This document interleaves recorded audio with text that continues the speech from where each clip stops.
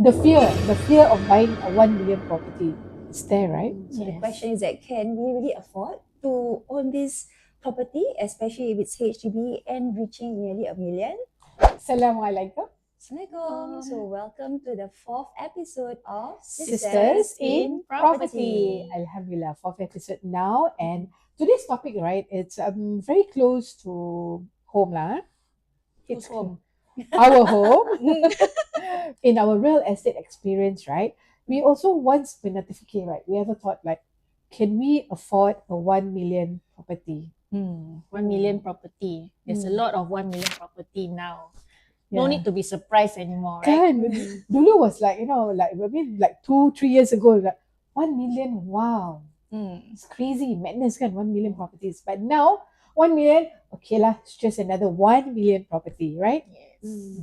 The fear of buying a 1 million property is there, right? So the question is that can we really afford to own this property, especially if it's HDB and reaching nearly $1 million?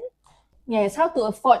Got bills to pay, got kids to send to enrichment classes. Yeah, got holidays to go. Yeah, Got how parents to to afford? support. Correct. Yeah. How to afford this $1 million property? So that means, right, buying a 1 million property, you think, right, we need about how much in cash. And then buying a 1 million property, you need to sacrifice a lot of things. But I think with proper planning and then including your CPF grants, proper loan, it's actually quite doable for It is.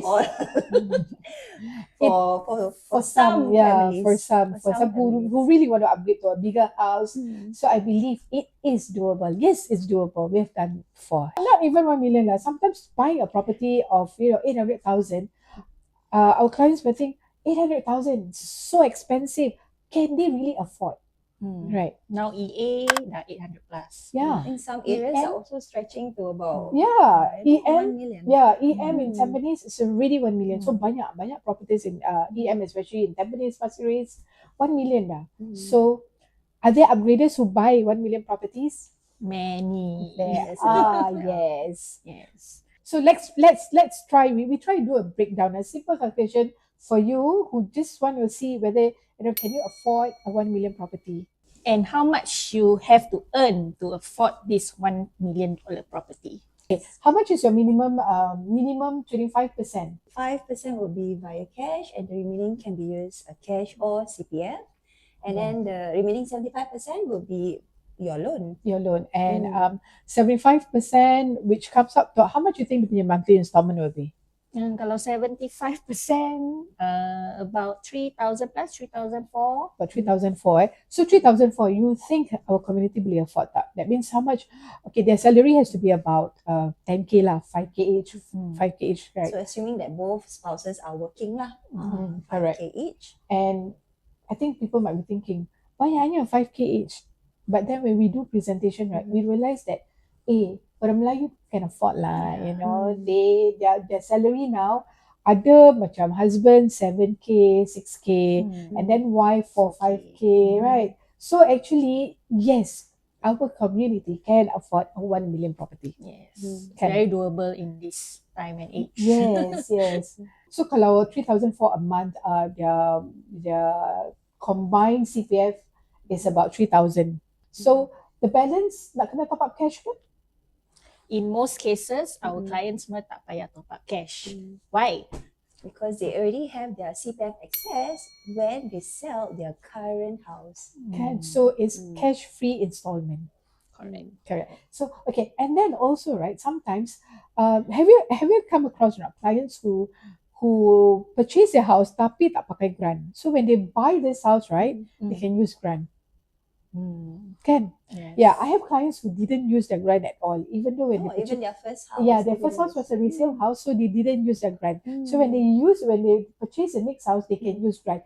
And then also, kalau you tak pakai the first grant, so let's say like you want to upgrade to an EC, you will be considered as a first timer. So actually you have your queue number your priority. Yes, that's right. So kalau like if you are resale HDB buyer, if you can afford, try not to use your grant and use it in future when you're a buyer. You see, right? That's a smart property tip from us. Yes, from us. Okay. Any past experience with clients who are able to purchase this 1 million HDB? Okay lah, dia tak sampai 1 million, but it's above 800,000. I did, okay, I was doing door knocking. I think I was with you. I think I was doing door knocking, and then this couple, they stayed in a 4-room flat in Tampines, which was just about 7-8 years old, and they didn't want to sell actually, but then they dah buat kira-kira, they didn't know they could actually afford to upgrade to a 1 million property. Oh, Yeah, they wow. could. Alhamdulillah. Yeah. So So what did they buy? okay, in the end they bought EA for dekat Tampines juga for 800 over thousand, and even with that purchase, right, they have comfortable cash sitting with them, sitting in their bank account. So macam happy lah, boleh upgrade, boleh keep that savings for their daughter, for education. Pergi What about holiday. Kan boleh travel. I mean, work is so stressed lah. Guys, do travel. What about their monthly mortgage payment? They don't have to pay. They don't have to top up cash because they have.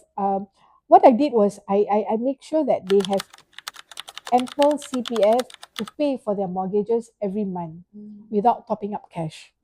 That's very important lah. Some people are just not comfortable with topping up cash. Some are okay, some are not. So I mean, we will give you options whether you want to keep more CPF, want to use a bit of cash, or no cash involved. Especially those with families, you have monthly bills to pay, your kids schooling, your kids. Yeah, additional classes, tuition, not cheap nowadays. Huh?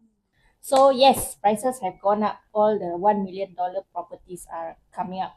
But even your CPF has gone up because you have saved your CPF over the years while you're staying in your current house. And your salary keep increasing every year, right? So then if you don't use it every month, it keeps increasing. So you have all this CPF, you are not using it. Use it wisely. So don't count yourself out before you even make an effort to try. You don't actually have to be rich, but you need to be more informed. And we are here to help you with your numbers. Do it safely and confidently and with peace of mind. If this episode helped you, please share this video to someone who who you think might have been stuck with that fear, with that comfort. So please share with them. And if you need any of us to do a free, non-obligatory consultation on your finances, Please give us a call. Drop a DM. Yes. Today is our 4th episode. Look forward to our 5th episode and so on. Please do like our TikTok and Instagrams. We are Sisters in Property. Assalamualaikum.